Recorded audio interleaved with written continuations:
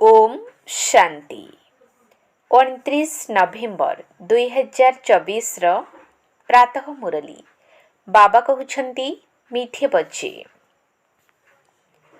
जदि शिव बाबांक प्रति सम्मान अछि तेबे तांक श्रीमतरे चल। श्रीमतरे चलिबा अर्थ बाबांकर सम्मान करिबा। जदि शिव बाबांक प्रति सम्मान अछि तेबे तांक श्रीमतरे चल। श्रीमतरे चलिबा अर्थ बाबांकर सम्मान करिबा। प्रश्न पिलामाने बाबांक ठारू मध्य बड़ जादूगर अटंती किपरि? पिलामाने बाबांक ठारू मध्य बड़ जादूगर अटंती किपरि? उत्तर सर्वोच्च बाबांकु निजर संतान करी देबा। शरीर मन धन रे बाबांकु उत्तराधिकारी करी तांको उपरे समर्पण होई जिबा। एहा ही पिला मानकर जादूकरी अटे। जेउमाने वर्तमान भगवान को निजर उत्तराधिकारी करुछंती सेमाने 21 जन्म पाई बाबांकर संपत्तिर अधिकारी होई जाउछंती। सेकेंड प्रश्न ट्रिब्यूनल अर्थात अदालत केउ पिला मानक पाई बसी थाए? अदालत केउ पिला मानक पाई बसी थाए? उत्तर जिए दान देइथिबा जिनिस को फेराई नेबा पाई संकल्प करंती, मायार अधीन होई अपसेवा करंती, तांक निमंते कचेरी करा जाए। ओम शांति। विचित्र बाबा बसी विचित्र संतान मानकु बुझाउछंती अर्थात दूर देशर निवासी जहाँको परमपिता परमात्मा कहा जाउछि सी बहुत बहुत दूर देशरु आसी एही शरीर द्वारा तुमको एही राजयोगर पाठ पढ़ाउछंती। जेउ माने पाठ पढ़ंती सेमाने पढ़ाउथिबा शिक्षकंक सहित स्वतः जोग रखिथांती। तांको कहिबाको पड़े नाही जे हे संतान माने शिक्षकंक सहित जोग रख अथवा तांको मने पकाओ, किंतु एठारे बाबा कहउछंती हे आत्मिक संतान माने ये तुमर पिता शिक्षक एवं गुरु मध्य अटंती। एहांक सहित जोग रख अर्थात तांको मने पकाओ। किंतु बाबा विचित्र तेणु तुमे माने बारंबार तांको भूली जाउछ। सेथिपाई कहिबाकु पडुछि पाठ पढ़ाउथिबा शिक्षकंकु मने पकाइले तुमर पाप भस्म होई छिबो।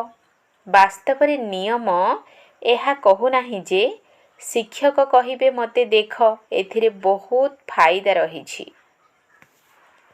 किंतु बाबा कहउछंती केवल मते मने पकाओ। एही जोग द्वारा ही तुमर पाप कटिबो। एहा को कुहा जाउछि जोगर यात्रा। एबे विचित्र बाबा पिला मानकु देखुछंती। पिला माने मध्य निजको आत्मा निश्चय करी बाबा को मने पकाउछंती। तुमे माने मध्य बारंबार शरीर धारण करुछ। मु तो सारा कल्प शरीर धारण करू नाही, केवल एही संगम जुगरे ही बहुत दूर देशरु तुम मानकु पाठ पढ़ाइबा पाई आसुछि। एही कथा को भल भावरे मने रखिबाको हेबो जे बाबा आमर पिता शिक्षक एवं सतगुरु अटंती। विचित्र मध्य अटंती, तांकर निजर शरीर नाही। तेबे आसुछंती किपरि? कहउछंती मते प्रकृतिर मुखर आधार नेबाको पडुछि। मु तो विचित्र, तुमे समस्ते चित्रधारी अट। मते मध्य निश्चय रथर आवश्यकता रहिछि। घोड़ा गाड़ी रे तो आसीबे नाही ना। बाबा कहउछंती मु सेही शरीर रे प्रवेश करूछि जे कि नंबर 1 थिले, से पुणी लास्ट नंबर होई जाउछंती। जे सतो प्रधान थिले सी पुणी तम प्रधान हेउछंती। तेणु तांको ही पुणी सतो प्रधान करिबा पाई बाबा पाठ पढ़ाउछंती। बाबा बुझाउछंती एही रावण राज्य रे 5 विकार उपरे विजय प्राप्त करी तुम मानकु जगत जीत हेबाकु पड़िबो। पिला मानकु एकथा मध्य मने रखिबाकु हेबो जे आमको विचित्र बाबा पाठ पढ़ाउछंती। ବାବାଙ୍କୁ ମନେ ନ ପକାଇଲେ ପାପ କିପରି ଭସ୍ମ ହେବ? ଏକଥା ମଧ୍ୟ ତୁମେମାନେ କେବଳ ଏହି ସଙ୍ଗମ ଯୁଗରେ ହିଁ ଶୁଣୁଛ।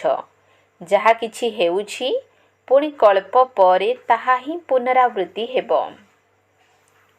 ବାବା କେତେ ସୁନ୍ଦର ଭାବେ ବୁଝାଉଛନ୍ତି। ଏଥିରେ ବହୁତ ବିଶାଳ ବୁଦ୍ଧି ହେବା ଆବଶ୍ୟକ। ଏହା କୌଣସି ସାଧୁ ସନ୍ଥ ଆଦିଙ୍କର ସତ୍ସଙ୍ଗ ନୁହେଁ। ତାଙ୍କୁ ପିତା ସହିତ ସନ୍ତାନ ମଧ୍ୟ କୁହାଯାଉଛି। ତୁମେମାନେ ଜାଣିଛ ଇଏ ଆମର ପିତା ସହିତ ସନ୍ତାନ ମଧ୍ୟ ଅଟନ୍ତି। ଆମେ ସବୁ ସମ୍ପତ୍ତି ଏହି ସନ୍ତାନକୁ ଦେଇ ତାଙ୍କଠାରୁ 21 ଜନ୍ମ ପାଇଁ ବର୍ଷା ନେଉଛୁ। ଅଳିଆ ଆବର୍ଜନା ଅର୍ଥାତ୍ ମୂଲ୍ୟହୀନ ଜିନିଷ ସବୁ ଦେଇ ବାବାଙ୍କଠାରୁ ଆମେ ବିଶ୍ୱର ରାଜତ୍ୱ ନେଉଛୁ। ସମସ୍ତେ କହୁଛନ୍ତି, ବାବା ଆମେ ଭକ୍ତି ମାର୍ଗରେ କହିଥିଲୁ ଯେ ଯେତେବେଳେ ଆପଣ ଆସିବେ ସେତେବେଳେ ଆମେ ତନ ମନ ଧନ ସହିତ ସମର୍ପଣ ହୋଇଯିବୁ। ଲୌକିକ ପିତା ମଧ୍ୟ ସନ୍ତାନମାନଙ୍କ ଉପରେ ସମର୍ପଣ ହୋଇଥାନ୍ତି ନା? ଏଠାରେ ତୁମକୁ କିପରି ବିଚିତ୍ର ବାବା ମିଳିଛନ୍ତି? ତାଙ୍କୁ ମନେ ପକାଇଲେ ତୁମର ପାପ ଭସ୍ମ ହେବ ଏବଂ ତୁମେମାନେ ନିଜ ଘରକୁ ଚାଲିଯିବ। ଏହା କେତେ ଲମ୍ବା ଯାତ୍ରା। ବାବାଙ୍କୁ ଦେଖ, ସେ କେଉଁଠାକୁ ଆସୁଛନ୍ତି? ପୁରୁଣା ରାବଣ ରାଜ୍ୟକୁ। କହୁଛନ୍ତି ମୋ ଭାଗ୍ୟରେ ପବିତ୍ର ଶରୀର ମିଳିବାର ନାହିଁ। ମୁଁ ପତିତମାନଙ୍କୁ ପବିତ୍ର କରିବା ପାଇଁ କିପରି ଆସିବି? ମୋତେ ତ ପତିତ ଦୁନିଆରେ ହିଁ ଆସି ସମସ୍ତଙ୍କୁ ପବିତ୍ର କରିବାକୁ ପଡ଼ୁଛି। ତେଣୁ ଏପରି ଶିକ୍ଷକଙ୍କର ଖାତିର ମଧ୍ୟ କରିବା ଉଚିତ ନା? ଅନେକ ଅଛନ୍ତି ଯେଉଁମାନେ ଖାତିର କରିବା ଜାଣି ହିଁ ନାହାନ୍ତି। ଏଭଳି ମଧ୍ୟ ଡ୍ରାମାରେ ହେବାର ଅଛି।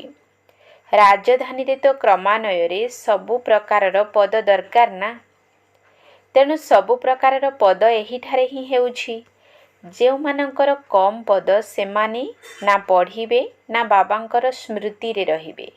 ସେମାନଙ୍କର ଅବସ୍ଥା ହିଁ ସେହିପରି ହେବ। ଇଏ ବହୁତ ବିଚିତ୍ର ବାବା ଅଟନ୍ତି ନା? ଏହାଙ୍କର ଚଳଣି ମଧ୍ୟ ଅଲୌକିକ ଅଟେ। ତାଙ୍କ ସଦୃଶ ପାଠ ଅନ୍ୟ କାହାକୁ ମିଳିପାରିବ ନାହିଁ। ବାବା ଆସି ତୁମମାନଙ୍କୁ କେତେ ଉଚ୍ଚ ପାଠ ପଢ଼ାଉଛନ୍ତି। ତେଣୁ ପାଠପଢ଼ାର ସମ୍ମାନ ମଧ୍ୟ ରଖିବା ଦରକାର। ତାଙ୍କ ଶ୍ରୀମତରେ ଚାଲିବା ଦରକାର। କିନ୍ତୁ ମାୟା ବାରମ୍ବାର ଭୁଲାଇ ଦେଉଛି। ମାୟା ଏତେ ଶକ୍ତିଶାଳୀ ଯେ ଭଲ ଭଲ ସନ୍ତାନମାନଙ୍କୁ ମଧ୍ୟ ତଳେ ପକାଇ ଦେଉଛି। ବାବା ତୁମମାନଙ୍କୁ କେତେ ଧନବାନ କରୁଛନ୍ତି, କିନ୍ତୁ ମାୟା ଏକଦମ ତୁମର ମୁହଁକୁ ବୁଲାଇ ଦେଉଛି। ତେଣୁ ମାୟାଠାରୁ ନିଜକୁ ରକ୍ଷା କରିବାକୁ ହେଲେ ବାବାଙ୍କୁ ନିଶ୍ଚିତ ମନେ ପକାଇବାକୁ ପଡ଼ିବ।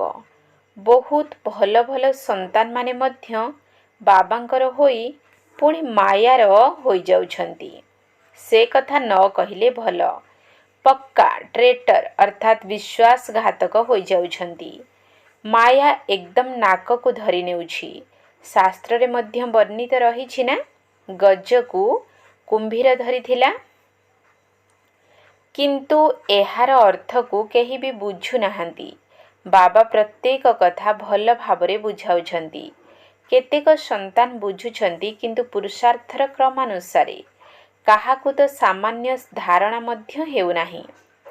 ବହୁତ ଉଚ୍ଚ ପାଠପଢ଼ା ଅଟେ ନା? ତେଣୁ ଏହାକୁ ଧାରଣା କରିପାରୁନାହାନ୍ତି। ବାବା କହୁଛନ୍ତି ସେମାନଙ୍କର ଭାଗ୍ୟରେ ରାଜ୍ୟ ଭାଗ୍ୟ ନାହିଁ। କେହି ଅରଖ, କେହି ସୁଗନ୍ଧଯୁକ୍ତ ଫୁଲ ଅଟନ୍ତି। ଏହା ଭେରାଇଟ୍ ଫୁଲର ବଗିଚା ଅଟେ ନା? ଏପରି ରହିବା ମଧ୍ୟ ଦରକାର ନା? ରାଜଧାନୀରେ ତୁମମାନଙ୍କୁ ଚାକର ବାକର ମଧ୍ୟ ମିଳିବେ। ନଚେତ୍ ଚାକର ବାକର କିପରି ମିଳିବେ? ରାଜତ୍ୱ ଏହିଠାରେ ହିଁ ପ୍ରସ୍ତୁତ ହେଉଛି। ଚାକର ବାକର ଚଣ୍ଡାଳ ଆଦି ସବୁ ମିଳିବେ। ରାଜଧାନୀ ସ୍ଥାପନ ହେଉଛି। କେତେ ଆଶ୍ଚର୍ଯ୍ୟର କଥା ଅଟେ ନା? ବାବା ତୁମମାନଙ୍କୁ ଏତେ ଉଚ୍ଚ କରୁଛନ୍ତି। ତେଣୁ ଏପରି ବାବାଙ୍କୁ ସ୍ମରଣ କରି ପ୍ରେମର ଅଶ୍ରୁ ବହି ଆସିବା ଦରକାର। ତୁମେମାନେ ମାଳାର ଦାନା ହେଉଛ ନା? କହୁଛ ବାବା ଆପଣ କେତେ ବିଚିତ୍ର ଅଟନ୍ତି। କିପରି ଆସି ଆମ ପତିତମାନଙ୍କୁ ପବିତ୍ର କରିବା ପାଇଁ ପାଠ ପଢ଼ାଉଛନ୍ତି। ଭକ୍ତି ମାର୍ଗରେ ଶିବଙ୍କର ପୂଜା କରୁଛନ୍ତି, କିନ୍ତୁ ବୁଝୁନାହାନ୍ତି ଯେ ଇଏ ପତିତ ପାବନ ଅଟନ୍ତି। ତଥାପି ବି ଡାକୁଛନ୍ତି, ହେ ପତିତ ପାବନ ଆସ। ଆସି ଆମକୁ ସର୍ବଗୁଣ ସମ୍ପନ୍ନ ଦେବୀ ଦେବତା କର। ତେବେ ପିଲାମାନଙ୍କର ଆଜ୍ଞାକୁ ମଧ୍ୟ ବାବା ମାନୁଛନ୍ତି ଏବଂ ଯେତେବେଳେ ଆସୁଛନ୍ତି କହୁଛନ୍ତି କି ପିଲାମାନେ ପବିତ୍ର ହୁଅ। ଏଥିପାଇଁ ହିଁ ସବୁ ହଙ୍ଗାମା ହେଉଛି। ବାବା କେତେ ୱାଣ୍ଡରଫୁଲ୍ ଅଟନ୍ତି ନା। ପିଲାମାନଙ୍କୁ କହୁଛନ୍ତି ମୋତେ ମନେ ପକାଇଲେ ପାପ କଟିଯିବ। ବାବା ଜାଣିଛନ୍ତି ଯେ ମୁଁ ଆତ୍ମାମାନଙ୍କ ସହିତ କଥା ହେଉଛି। ସବୁକିଛି ଆତ୍ମା ହିଁ କରୁଛି। ବିକର୍ମ ମଧ୍ୟ ଆତ୍ମା ହିଁ କରୁଛି। ଆତ୍ମା ହିଁ ଶରୀର ଦ୍ୱାରା ସମସ୍ତ କର୍ମର ଫଳ ଭୋଗ କରୁଛି। ତୁମ ପାଇଁ ମଧ୍ୟ ଟ୍ରିବ୍ୟୁନାଲ ଅର୍ଥାତ୍ ଅଦାଲତ ବସିବ, ଖାସ୍ ସେହିମାନଙ୍କ ପାଇଁ ଯିଏ ଯୋଗ୍ୟ ସେବାଧାରୀ ହୋଇ ପୁଣି ବିଶ୍ୱାସଘାତକ ହୋଇଯାଉଛନ୍ତି। ଏକଥା ବାବା ହିଁ ଜାଣିଛନ୍ତି କିପରି ମାୟା ଗିଳି ଦେଉଛି। ତେଣୁ ସେମାନେ କହୁଛନ୍ତି ବାବା ଆମେ ହାରିଗଲୁ, ମୁହଁ କଳା କରିଦେଲୁ, ଏବେ କ୍ଷମା କର। ତଳକୁ ଖସି ମାୟାର ହେଲ, ପୁଣି କ୍ଷମା କ'ଣ ପାଇଁ ମାଗୁଛ? ତାଙ୍କୁ ପୁଣି ବହୁତ ବହୁତ ମେହନତ କରିବାକୁ ପଡ଼ିବ। ଅନେକ ଅଛନ୍ତି ଯେଉଁମାନେ ମାୟା ଠାରୁ ହାରି ଯାଉଛନ୍ତି। ବାବା କହୁଛନ୍ତି ଏଠାରେ ବାବାଙ୍କ ପାଖରେ ସବୁ ବିକାରକୁ ଦାନ ଦେଇଯାଅ, ପୁଣି କେବେ ଫେରାଇ ନେବ ନାହିଁ, ନଚେତ୍ ତୁମର ସବୁକିଛି ଖଲାସ ହୋଇଯିବ। ହରିଶ୍ଚନ୍ଦ୍ରଙ୍କର ଉଦାହରଣ ରହିଛି ନା। ଦାନ ଦେଇ ପୁଣି ବହୁତ ଖବରଦାର ରହିବାକୁ ହେବ। ଯଦି ଫେରାଇ ନେବ ତେବେ 100 ଗୁଣା ଦଣ୍ଡ ଭୋଗ କରିବାକୁ ପଡ଼ିବ, ପୁଣି ବହୁତ ଛୋଟ ପଦ ପାଇବ। ପିଲାମାନେ ଜାଣିଛନ୍ତି ଏବେ ରାଜଧାନୀ ସ୍ଥାପନ ହେଉଛି। ଅନ୍ୟ ଧର୍ମର ଧର୍ମସ୍ଥାପକମାନେ ଯେଉଁ ଧର୍ମ ସ୍ଥାପନ କରୁଛନ୍ତି ତାଙ୍କର ଆରମ୍ଭରୁ ରାଜତ୍ୱ ଚାଲୁନାହିଁ। 50-60 କୋଟି ହେବେ ତେବେ ଯାଇ ସେନାବାହିନୀ ହେବ। ଆରମ୍ଭରୁ ତ ଜଣେ 2 ଜଣ ଆସୁଛନ୍ତି, ପୁଣି ବୃଦ୍ଧି ହେଉଛି। ତୁମେମାନେ ଜାଣିଛ ଯୀଶୁଖ୍ରୀଷ୍ଟ ମଧ୍ୟ କୌଣସି ନା କୌଣସି ବେଶରେ ଆସିବେ। ଅତି ସାଧାରଣ ରୂପରେ ଯିଏ ପ୍ରଥମ ନମ୍ବରରେ ଥିଲେ ସେ ନିଶ୍ଚିତ ଲାଷ୍ଟ ନମ୍ବରରେ ଆସିବେ। ତେବେ ଖ୍ରୀଷ୍ଟିଆନ ମାନେ ତୁରନ୍ତ କହିବେ ବାସ୍ତବରେ ଖ୍ରୀଷ୍ଟ ଏହି ସମୟରେ ଅତି ସାଧାରଣ ରୂପରେ ଅଛନ୍ତି। ଭାବୁଛନ୍ତି ପୁନର୍ଜନ୍ମ ତ ନେବାକୁ ହିଁ ହେବ। ତମ ପ୍ରଧାନ ତ ସମସ୍ତଙ୍କୁ ନିଶ୍ଚୟ ହେବାକୁ ପଡ଼ିବ। ବର୍ତ୍ତମାନ ସମଗ୍ର ଦୁନିଆ ତମ ପ୍ରଧାନ ଜୀର୍ଣ୍ଣ ଶୀର୍ଣ୍ଣ ହୋଇଯାଇଛି। ତେଣୁ ଏହି ପୁରୁଣା ଦୁନିଆର ବିନାଶ ନିଶ୍ଚୟ ହେବ। ଖ୍ରୀଷ୍ଟିଆନମାନେ ମଧ୍ୟ କହିଥାନ୍ତି ଖ୍ରୀଷ୍ଟଙ୍କର 3000 ବର୍ଷ ପୂର୍ବରୁ ଭାରତ ସ୍ୱର୍ଗ ଥିଲା, ପୁଣି ଏବେ ନିଶ୍ଚିତ ହେବ। କିନ୍ତୁ ଏକଥା ବୁଝାଇବ କିଏ? ବାବା କହୁଛନ୍ତି ବର୍ତ୍ତମାନ ସେହି ଅବସ୍ଥା ପିଲାମାନଙ୍କର ହୋଇନାହିଁ। ଘଡ଼ି ଘଡ଼ି ଲେଖୁଛନ୍ତି ଆମେ ଯୋଗରେ ରହିପାରୁନାହୁଁ। ପିଲାମାନଙ୍କର ଚାଲିଚଳଣିରୁ ବୁଝି ଯାଉଛନ୍ତି। ବାବାଙ୍କୁ ସମାଚାର ଦେବାକୁ ମଧ୍ୟ ଡରୁଛନ୍ତି। ବାବା ତ ସନ୍ତାନମାନଙ୍କୁ କେତେ ସ୍ନେହ କରୁଛନ୍ତି, ସ୍ନେହରେ ନମସ୍କାର କରୁଛନ୍ତି, କିନ୍ତୁ ପିଲାମାନଙ୍କ ଭିତରେ ବହୁତ ଅହଙ୍କାର ରହୁଛି। ଭଲ ଭଲ ସନ୍ତାନମାନଙ୍କୁ ମଧ୍ୟ ମାୟା ଭୁଲାଇ ଦେଉଛି।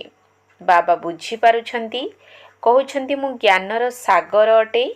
ସର୍ବଜ୍ଞର ଅର୍ଥ ନୁହେଁ ଯେ ମୁଁ ସମସ୍ତଙ୍କର ଅନ୍ତରକୁ ଜାଣିଛି। ମୁଁ ପାଠ ପଢ଼ାଇବା ପାଇଁ ଆସୁଛି। ଏମିତି ନୁହେଁ କି ସମସ୍ତଙ୍କର ସଂକଳ୍ପକୁ ଜାଣିବା ପାଇଁ ଆସିଛି। ମୁଁ କାହାକୁ ଅନୁଧ୍ୟାନ କରୁନାହିଁ। ଏହି ସାକାର ବ୍ରହ୍ମା ମଧ୍ୟ ଅନୁଧ୍ୟାନ କରୁନାହାନ୍ତି। ଏହାଙ୍କୁ ସବୁକିଛି ଭୁଲି ଯିବାକୁ ହେବ। ତେଣୁ ଅନୁଧ୍ୟାନ କାହିଁକି କରିବେ? ତୁମେ ଏଠାକୁ ପାଠ ପଢ଼ିବା ପାଇଁ ଆସୁଛ। ଭକ୍ତି ମାର୍ଗ ଅଲଗା, ତଳକୁ ଖସିବାର ଉପାୟ ମଧ୍ୟ ଦରକାର ନା। ଏହିସବୁ କଥା ପାଇଁ ତୁମକୁ ତଳକୁ ଖସିବାକୁ ପଡ଼ୁଛି। ଡ୍ରାମାର ଖେଳ ହିଁ ଏହିପରି ତିଆରି ହୋଇଛି। ଭକ୍ତି ମାର୍ଗର ଶାସ୍ତ୍ର ପଢ଼ି ପଢ଼ି ତୁମେମାନେ ତଳକୁ ଖସି ତମ ପ୍ରଧାନ ହେଉଛ। ଏବେ ତୁମମାନଙ୍କୁ ଏହି ଛି ଦୁନିଆରେ ବିଲକୁଲ ରହିବାର ନାହିଁ। କଳି ଯୁଗରୁ ପୁଣି ସତ୍ୟ ଯୁଗକୁ ଆସିବ। ବର୍ତ୍ତମାନ ସଙ୍ଗମ ଯୁଗ। ଏହିସବୁ କଥାକୁ ଧାରଣ କରିବାକୁ ହେବ। ବାବା ହିଁ ବୁଝାଉଛନ୍ତି ବାକି ସମଗ୍ର ଦୁନିଆର ମନୁଷ୍ୟମାନଙ୍କ ବୁଦ୍ଧିରେ ଗଡରେଜର ତାଲା ଲାଗିଛି। ତୁମେମାନେ ବୁଝୁଛ ଯେଉଁମାନେ ଦୈବୀ ଗୁଣଧାରୀ ଥିଲେ ସେହିମାନେ ହିଁ ପୁଣି ଆସୁରୀ ଗୁଣଧାରୀ ହେଉଛନ୍ତି। ବାବା ବୁଝାଉଛନ୍ତି, ଏବେ ଭକ୍ତି ମାର୍ଗର କଥା ସବୁ ଭୁଲିଯାଅ। ମୁଁ ଯାହା ଶୁଣାଉଛି ତାକୁ ଶୁଣ। Here no evil. ଏବେ କେବଳ ମୋ ଠାରୁ ଶୁଣ। ଏବେ ମୁଁ ତୁମକୁ ଉଦ୍ଧାର କରିବାକୁ ଆସିଛି। ତୁମେମାନେ ଈଶ୍ୱରୀୟ ସମ୍ପ୍ରଦାୟର ଅଟ। ପ୍ରଜାପିତା ବ୍ରହ୍ମାଙ୍କର ମୁଖ କମଳ ଦ୍ୱାରା ତୁମେ ସୃଷ୍ଟି ହୋଇଛ ନା? ତୁମେ ସବୁ ତାଙ୍କର ପୋଷ୍ୟ ସନ୍ତାନ ଅଟ। ତାଙ୍କୁ ଆଦିଦେବ କୁହାଯାଉଛି, ମହାବୀର ମଧ୍ୟ କୁହାଯାଉଛି। ତୁମେମାନେ ମଧ୍ୟ ମହାବୀର ଅଟ ନା, ଯିଏକି ଯୋଗ ବଳ ଦ୍ୱାରା ମାୟା ଉପରେ ବିଜୟ ପ୍ରାପ୍ତ କରୁଛ। ବାବାଙ୍କୁ ଜ୍ଞାନର ସାଗର କୁହାଯାଉଛି। ଜ୍ଞାନର ସାଗର ବାବା ତୁମମାନଙ୍କୁ ଅବିନାଶୀ ଜ୍ଞାନରତ୍ନର ଥାଳି ଭରପୁର କରି ଦେଉଛନ୍ତି। ତୁମକୁ ମାଲାମାଲ କରି ଦେଉଛନ୍ତି। ଯିଏ ଯେତେ ଜ୍ଞାନ ଧାରଣ କରିବେ ସିଏ ସେତେ ଉଚ୍ଚ ପଦ ପାଇବେ, କିନ୍ତୁ ଯିଏ ଜ୍ଞାନର ଧାରଣା କରିବେ ନାହିଁ ସିଏ ନିଶ୍ଚୟ କମ୍ ପଦ ପାଇବେ। ବାବାଙ୍କ ଠାରୁ ତୁମେ କୁବେର ସମ୍ପତ୍ତି ପାଉଛ। ଆଲ୍ଲା ଅବଲଦିନର କାହାଣୀ ମଧ୍ୟ ରହିଛି ନା? ତୁମେମାନେ ଜାଣିଛ ସେଠାରେ ଆମ ପାଇଁ କୌଣସି ଅପ୍ରାପ୍ତ ବସ୍ତୁ ରହିବ ନାହିଁ। 21 ଜନ୍ମ ପାଇଁ ବାବା ବର୍ଷା ଦେଇ ଦେଉଛନ୍ତି। ବେହଦ୍ର ବାବା ବେହଦ୍ର ବର୍ଷା ଦେଉଛନ୍ତି। ସେଥିପାଇଁ ଅବିନାଶୀ ସମ୍ପତ୍ତି ମିଳିଥିଲେ ମଧ୍ୟ ବେହଦ୍ର ବାବାଙ୍କୁ ନିଶ୍ଚୟ ସ୍ମରଣ କରୁଛନ୍ତି। ହେ ପରମାତ୍ମା, ଦୟାକର, କୃପା କର। ଏକଥା କେହି ବି ଜାଣିନାହାନ୍ତି ଯେ ସେ କ'ଣ ଦେଉଛନ୍ତି। ଏବେ ତୁମେମାନେ ଜାଣୁଛ ବାବା ତ ଆମକୁ ବିଶ୍ୱର ମାଲିକ କରୁଛନ୍ତି। ଚିତ୍ରରେ ମଧ୍ୟ ଅଛି ବ୍ରହ୍ମାଙ୍କ ଦ୍ୱାରା ସ୍ଥାପନା। ଏବେ ବ୍ରହ୍ମା ସାଧାରଣ ରୂପରେ ତୁମ ସମ୍ମୁଖରେ ବସିଛନ୍ତି। ବାବା ତାଙ୍କ ଦ୍ୱାରା ନୂଆ ଦୁନିଆର ସ୍ଥାପନା କରୁଛନ୍ତି। ତେଣୁ ନିଶ୍ଚିତ ତାଙ୍କୁ ହିଁ ମାଲିକ କରିବେ ନା? ବାବା କେତେ ଭଲ ଭାବରେ ବୁଝାଉଛନ୍ତି, ଯେଉଁ କଥାକୁ ତୁମେମାନେ ଭଲ ଭାବରେ ବୁଝାଇ ପାରିବ ନାହିଁ। ଭକ୍ତି ମାର୍ଗରେ ଶଙ୍କରଙ୍କ ଆଗକୁ ଯାଇ କହନ୍ତି, ଝୋଲି ଭରିଦିଅ। ଆତ୍ମା କହୁଛି, ମୁଁ ଏବେ କାଙ୍ଗାଳ ହୋଇଯାଇଛି। ମୋର ଝୋଲି ଅର୍ଥାତ୍ ଭାଗ୍ୟକୁ ଭରିଦିଅ। ମୋତେ ଏପରି କର। ଏବେ ତୁମେମାନେ ତୁମର ଝୁଲାମଣିକୁ ଭରିବାକୁ ଆସିଛ। କହୁଛନ୍ତି ଆମେ ନରରୁ ନାରାୟଣ ହେବାକୁ ଚାହୁଁଛୁ। ତେବେ ଏହା ହିଁ ନରରୁ ନାରାୟଣ ହେବାର ପାଠପଢ଼ା। ଏହି ପୁରୁଣା ଦୁନିଆକୁ ଆସିବାକୁ ମନ କାହାର ହେବ? କିନ୍ତୁ ନୂଆ ଦୁନିଆକୁ ସମସ୍ତେ ତ ଆସିପାରିବେ ନାହିଁ। କେହି କେହି 25% ପୁରୁଣାରେ ଆସିବେ। କିଛି କମ୍ ତ ହେବ ନା। ସାମାନ୍ୟ କାହାକୁ ସନ୍ଦେଶ ଦେଲେ ମଧ୍ୟ ତୁମେ ସ୍ୱର୍ଗର ମାଲିକ ନିଶ୍ଚୟ ହେବ। ଏବେ ନର୍କର ମାଲିକ ମଧ୍ୟ ସମସ୍ତେ ହୋଇଛନ୍ତି ନା। ରାଜା, ରାଣୀ, ପ୍ରଜା ସମସ୍ତେ ନର୍କର ମାଲିକ ଅଟନ୍ତି। ସେଠାରେ 2 ମୁକୁଟଧାରୀ ଥିଲ, ଯାହାକି ଏବେ ନାହଁ। ଆଜିକାଲି ଧର୍ମ ଆଦିକୁ କେହି ମାନୁନାହାନ୍ତି। ଦେବୀ ଦେବତା ଧର୍ମ ହିଁ ସମାପ୍ତ ହୋଇଯାଇଛି। କୁହାଯାଏ ରିଲିଜନ୍ ଇଜ୍ ମାଇଟ୍। ଧର୍ମକୁ ମାନୁନାହାନ୍ତି, ତେଣୁ ଶକ୍ତି ନାହିଁ। ବାବା ବୁଝାଉଛନ୍ତି, ମଧୁର ସନ୍ତାନମାନେ, ତୁମେମାନେ ହିଁ ପୂଜ୍ୟରୁ ପୂଜାରୀ ହେଉଛ। 84 ଜନ୍ମ ନେଉଛ ନା। ଆମେ ବ୍ରାହ୍ମଣ, ପୁଣି ଦେବତା, କ୍ଷତ୍ରିୟ ଆମେ ହିଁ ହେବୁ। ବୁଦ୍ଧିରେ ଏହି ସମସ୍ତ ଚକ୍ର ଆସୁଛି ନା। ଆମେ ଏହି 84 ଜନ୍ମର ଚକ୍ର ଲଗାଇ ଚାଲିଛୁ। ଏବେ ପୁଣି ଘରକୁ ଯିବାକୁ ହେବ। କିନ୍ତୁ ସେଠାକୁ କେହି ପତିତ ଯାଇପାରିବେ ନାହିଁ। ଆତ୍ମା ହିଁ ପତିତ ଅଥବା ପାବନ ହେଉଛି। ସୁନାରେ ଖାଦ ମିଶିଥାଏ, ଅଳଙ୍କାରରେ ମିଶି ନଥାଏ। ଏହା ହେଉଛି ଜ୍ଞାନ ଅଗ୍ନି, ଯେଉଁଥିରେ ସମସ୍ତ ଖାଦ ବାହାରିଯିବ ଏବଂ ତୁମେ ପକ୍କା ସୁନା ହୋଇଯିବ। ପୁଣି ତୁମକୁ ଭଲ ଅଳଙ୍କାର ଅର୍ଥାତ୍ ଶରୀର ମିଳିବ। ଏବେ ଆତ୍ମା ପତିତ ହୋଇଯାଇଛି। ତେଣୁ ପବିତ୍ରମାନଙ୍କ ସମ୍ମୁଖରେ ଅପବିତ୍ରମାନେ ନମସ୍କାର କରୁଛନ୍ତି। ଆତ୍ମା ତ ସବୁକିଛି କରୁଛି ନା। ଏବେ ବାବା ବୁଝାଉଛନ୍ତି, ପିଲାମାନେ କେବଳ ମୋତେ ମନେ ପକାଇଲେ ବେଡ଼ା ପାରି ହୋଇଯିବ। ପବିତ୍ର ହୋଇ ପବିତ୍ର ଦୁନିଆକୁ ଚାଲିଯିବ। ଏବେ ଯିଏ ଯେତେ ପୁରୁଷାର୍ଥ କରିପାରିବେ ସମସ୍ତଙ୍କୁ ଏହି ପରିଚୟ ଦେଇ ଚାଲ। ସେ ହେଲେ ହଦ୍ର ପିତା, ଇଏ ବେହଦ୍ର ପିତା। ସ୍ୱର୍ଗର ବର୍ଷା ଦେବା ପାଇଁ ବାବା ସଙ୍ଗମ ଯୁଗରେ ହିଁ ଆସୁଛନ୍ତି। ତେଣୁ ଏପରି ବାବାଙ୍କୁ ନିରନ୍ତର ସ୍ମରଣ କରିବାକୁ ପଡ଼ିବ ନା। ଛାତ୍ର କେବେ କ'ଣ ଶିକ୍ଷକଙ୍କୁ ଭୁଲି ଯାଆନ୍ତି? କିନ୍ତୁ ଏଠାରେ ମାୟା ଭୁଲାଇ ଦେଉଛି। ତୁମମାନଙ୍କୁ ବହୁତ ସାବଧାନ ରହିବାକୁ ହେବ। ଏହା ଯୁଦ୍ଧଭୂମି ଅଟେ ନା।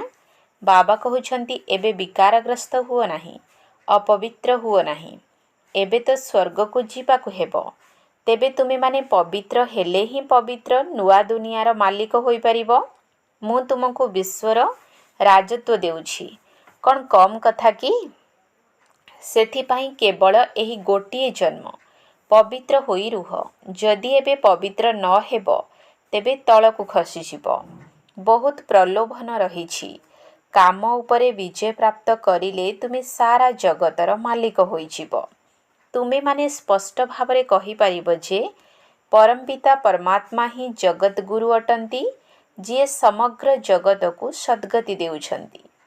ଆଚ୍ଛା, ମିଠା ମିଠା ଶିକିଲଧେ ସନ୍ତାନମାନଙ୍କ ପ୍ରତି ମାତା ପିତା ବାପଦାଦାଙ୍କର ମଧୁର ସ୍ନେହ ସମ୍ପନ୍ନ ଶୁଭେଚ୍ଛା ଏବଂ ସୁପ୍ରଭାତ। ଆତ୍ମିକ ପିତାଙ୍କର ଆତ୍ମିକ ସନ୍ତାନମାନଙ୍କୁ ନମସ୍ତେ। ଆତ୍ମିକ ସନ୍ତାନମାନଙ୍କର ଆତ୍ମିକ ବାପଦାଦାଙ୍କୁ ନମସ୍ତେ, ନମସ୍ତେ, ନମସ୍ତେ। ସୁପ୍ରଭାତ। ଧାରଣା ପାଇଁ ମୁଖ୍ୟ ସାର। 1 ନମ୍ବର ପଏଣ୍ଟ। ଅବିନାଶୀ ଜ୍ଞାନ ରତ୍ନ ଦ୍ୱାରା ବୁଦ୍ଧି ରୂପକ ଝୁଲାମଣିକୁ ଭରପୁର କରି ମାଲାମାଲ ହେବାକୁ ପଡ଼ିବ। କୌଣସି ପ୍ରକାରର ଅହଙ୍କାର ଦେଖାଇବା ଉଚିତ ନୁହେଁ। ଅବିନାଶୀ ଜ୍ଞାନରତ୍ନ ଦ୍ୱାରା ବୁଦ୍ଧି ରୂପକ ଝୁଲାମଣିକୁ ଭରପୁର କରି ମାଲାମାଲ ହେବାକୁ ପଡ଼ିବ। କୌଣସି ପ୍ରକାରର ଅହଙ୍କାର ଦେଖାଇବା ଉଚିତ ନୁହେଁ। 2 ନମ୍ବର ପଏଣ୍ଟ। ସେବା କରିବାର ଯୋଗ୍ୟ ହେବା ପରେ କେବେ ହେଲେ ବିଶ୍ୱାସଘାତକ ହୋଇ ଅପସେବା କରିବା ଉଚିତ ନୁହେଁ। ଦାନ ଦେବା ପରେ ବହୁତ ବହୁତ ଖବରଦାର ହୋଇ ରହିବାକୁ ହେବ। କେବେ ବି ଦାନ ଦେଇଥିବା ବସ୍ତୁକୁ ଫେରାଇ ନେବାର ବିଚାର ଆସିବା ଉଚିତ ନୁହେଁ। ସେବା କରିବାର ଯୋଗ୍ୟ ହେବା ପରେ କେବେ ହେଲେ ବିଶ୍ୱାସଘାତକ ହୋଇ ଅପସେବା କରିବା ଉଚିତ ନୁହେଁ। ଦାନ ଦେବା ପରେ ବହୁତ ବହୁତ ଖବରଦାର ହୋଇ ରହିବାକୁ ହେବ। କେବେ ବି ଦାନ ଦେଇଥିବା ବସ୍ତୁକୁ ଫେରାଇ ନେବାର ବିଚାର ଆସିବା ଉଚିତ ନୁହେଁ। ବରଦାନ।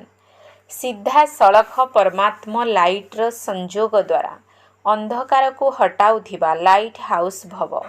ସିଧାସଳଖ ପରମାତ୍ମ ଲାଇଟ୍ର ସଂଯୋଗ ଦ୍ୱାରା ଅନ୍ଧକାରକୁ ହଟାଉଥିବା ଲାଇଟ୍ ହାଉସ୍ ଭବ। ତୁମମାନଙ୍କ ପାଖରେ ସିଧାସଳଖ ପରମାତ୍ମ ଲାଇଟ୍ର କନେକ୍ସନ୍ ଅଛି। କେବଳ ସୋମାନର ସ୍ମୃତିର ସୁଇଚ୍ ଡାଇରେକ୍ଟ ଲାଇନ୍ ସହିତ ଅନ୍ କରିଦିଅ। ତେବେ ଆଲୋକ ମିଳିଯିବ ଏବଂ କେତେ ବି ସୂର୍ଯ୍ୟର ଆଲୋକକୁ ଲୁଚାଇ ଦେବା ଭଳି କଳା ବାଦଲ ହୋଇଥିଲେ ମଧ୍ୟ ତୁରନ୍ତ ହଟିଯିବ। ଏହାଦ୍ୱାରା ନିଜେ ତ ଆଲୋକ ଭିତରେ ନିଶ୍ଚିତ ରହିବ, କିନ୍ତୁ ଅନ୍ୟମାନଙ୍କ ପାଇଁ ମଧ୍ୟ ଲାଇଟ୍ ହାଉସ୍ ପାଲଟିଯିବ। ସ୍ଲୋଗାନ। ତୁମେ ଯଦି ସ୍ୱପୁରୁଷାର୍ଥରେ ତୀବ୍ର ହୋଇଯିବ, ତେବେ ତୁମର ପ୍ରକମ୍ପନ ଦ୍ୱାରା ଅନ୍ୟମାନଙ୍କର ମାୟା ମଧ୍ୟ ସହଜରେ ହଟିଯିବ। ତୁମେ ଯଦି ସ୍ୱପୁରୁଷାର୍ଥରେ ତୀବ୍ର ହୋଇଯିବ, ତେବେ ତୁମର ପ୍ରକମ୍ପନ ଦ୍ୱାରା ଅନ୍ୟମାନଙ୍କର ମାୟା ମଧ୍ୟ ସହଜରେ ହଟିଯିବ। ଓମ୍ ଶାନ୍ତି।